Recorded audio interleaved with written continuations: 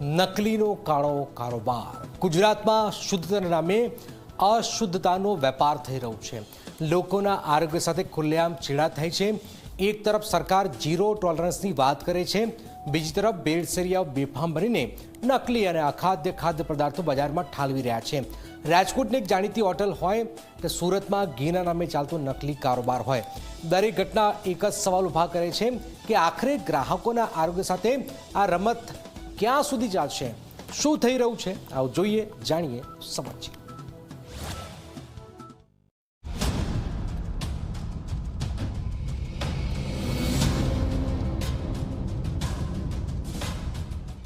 શુદ્ધતાના માત્ર દાવા, પણ હકીકતમાં અશુદ્ધતાનો વેપાર.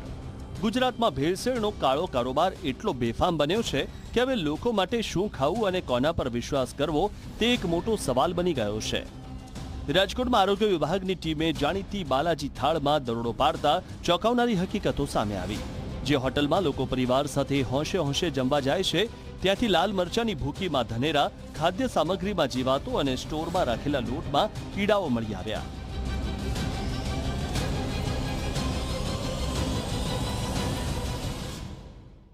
આજે આપણે જે બાલાજી રસથાળ વેસ્ટ ગેટ છે ત્યાં રૈયા ચોકડી પાસે 150 ફૂટિંગ ઉપર આ જે જગ્યાની અંદર સ્ટોરેજ આપણે તપાસ્યું તો એની અંદરથી આટાની અંદર જીવાત જોવા મળેલ છે. ઉપરાંત એમના ફ્રીજની અંદર જે છે એ પરમ દિવસ કે 2 દિવસ પહેલાંની પ્રીપેડ કરેલી વસ્તુઓ જે છે એ ફ્રોઝન ફ્રીજની અંદર જોવા મળેલ છે. અમને એનો આપણે ડિસ્કાર્ડ કરીએ છીએ. અંદાજિત 150 કિલો જેટલી અત્યારે જોવા મળે છે અને હજી ચેકિંગ ચાલુ છે અમારું.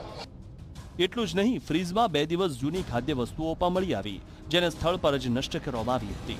ચટણી અને પૂરણપોળી માટે વપરાતો અખાદ્ય માવો પણ ઝડપાયો છે.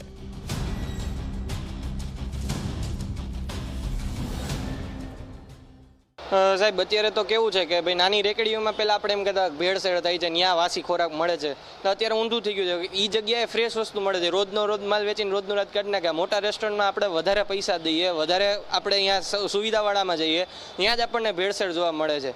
અને એમ થાય કે ભાઈ કે ભલે પૈસા દેવા પડે ને પણ ખાવું છે આપણે ચોખ્ખું, પણ જો અહીંયા આવીને આપણે પૈસા દીધે આપણે જો આવ જ ખાવાનું હોય ભેળસેળવાળું, તો પછી આનો કાંઈ ફાયદો જ નથી ને, ગમે એવડું મોટું રેસ્ટોરન્ટ હોય. આશ્ચર્યની વાત એ છે કે 360 રૂપિયાની થાળી પીરસતી આ હોટલમાં ગ્રાહકોને ગુણવત્તા નહીં પરંતુ બેદરકારી મળી રહી છે. ગ્રાહકોમાં પણ આ ઘટનાને લઈને ભારે રોષ જોવા મળ્યો. લોકોનું કહેવું છે કે જ્યાં મોંઘા ભાવે ભોજન મળે છે ત્યાં આરોગ્ય અને સ્વચ્છતાની ખાતરી તો હોવી જ જોઈએ.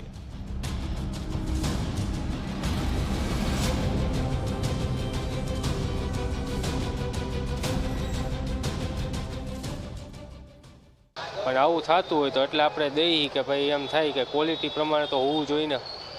ક્વોલિટી ના મળે તો એનો કાંઈ મતલબ નહીં. પૈસા કેટલા દઈએ? 360 રૂપિયાની પર પ્લેટ હે. જો કે હોટલ સંચાલકો પોતાની ભૂલ સ્વીકારવાને બદલે બચાવના મૂડમાં જોવા મળ્યા. તેમનું કહેવું છે કે સ્ટોરમાં રાખેલા ચોખામાં માત્ર 2 ધનેરા જોવા મળ્યા હતા અને તે કરિયાણાની દુકાનમાંથી આવ્યા હોઈ શકે છે. પરંતુ સવાલ એ છે કે જો તપાસમાં અખાદ્ય સામગ્રી મળી હોય તો જવાબદારી કોણ લેશે? એકચ્યુઅલી સ્ટોરની અંદર જે ચોખા હતા એની અંદર બે ધનેડા જોવા મળ્યા. હવે આ છે ને કરિયાણાનો જે માલ બહારથી આવે એ એકચ્યુઅલી સ્ટોરમાં જતો હોય, પછી આ લોકો કિચનની અંદર જ્યારે યુઝમાં લે ત્યારે એ લોકો જોઈને સાફ કરીને પછી યુઝમાં લે. એટલે ઓલરેડી જે અત્યારે માલ બની ગયો છે ને એ કોઈ માલમાં કોઈ જાતનો શંકાસ્પદ કાંઈ છે નહીં. ચટણી તો અમે રોજની જ બનાવતા હોય ને સાહેબ. ફરસાણની સાથે જે ચટણી બનાવતા હોય એ આપણે સવારના 9-10 વાગે બની જતી હોય, 11 વાગે રેસ્ટોરન્ટ ચાલુ થાય. રાજકોટ બાદ સુરતમાંથી પણ અસલીના નામે નકલીનો ખેલ સામે આવ્યો. કામરેજમાં પોલીસ અને ફૂડ એન્ડ ડ્રગ્સ વિભાગની સંયુક્ત કાર્યવાહીમાં ઘીના નામે ચાલતું શંકાસ્પદ ઉત્પાદન ઝડપાયું છે. રેડ દરમિયાન 15 ડબ્બા તેલ, 140 કિલો ક્રીમ અને ઘી જેવા દેખાતા નમૂનાઓ સીલ કરવામાં આવ્યા છે.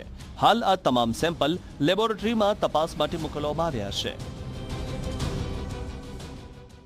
15 જેટલા તેલના ડબ્બા, એક ઘીનો ડબ્બો અને બાકી લગભગ 140 કિલોગ્રામ જેટલું ક્રીમ મળી આવેલું. તરત જ અમે પંચનામાની વિગતે જાણવાજોગ દાખલ કરી અને જે સેમ્પલના નમૂનાઓ છે FSLમાં મોકલી કાયદેસરની કાર્યવાહી કરેલ છે. એક તરફ રોજ દરોડા પડે છે, રોજ ભેળસેળિયા ઝડપાય છે, છતાં આવા કાળા કારોબાર પર અસરકારક અંકુશ કેમ નથી આવતો?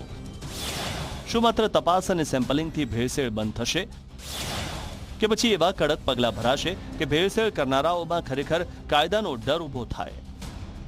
રાજ્યના આરોગ્ય મંત્રી પ્રફુલ પાનસેરિયાએ ભેળસેળ સામે ઝીરો ટોલરન્સની વાત કરી છે અને રાજ્યવ્યાપી ચેકિંગ અભિયાન ચાલુ હોવાનું જણાવ્યું છે.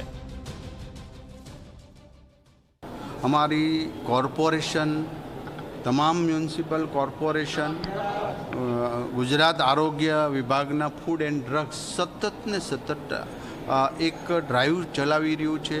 ભેળસેળની બાતમી મળે છે તો પણ તરત ત્યાં રેડ પાડીને એમને સીલ કરે છે. એક પણને તમે જોઈ રહ્યા છો પકડાય પછી પણ એના પોલીસ કેસ કે જે નિયમાનુસાર કાયદેસરની કાર્યવાહી શરૂ કરી દીધી છે. જ્યારે થાળીમાં ઝેર અને ઘીમાં નકલીપણું ભળવા લાગે ત્યારે માત્ર કાયદાનો અમલ નહીં, લોકોના વિશ્વાસને પણ બચાવવાની જરૂર હોય છે. Bureau report, Zee media.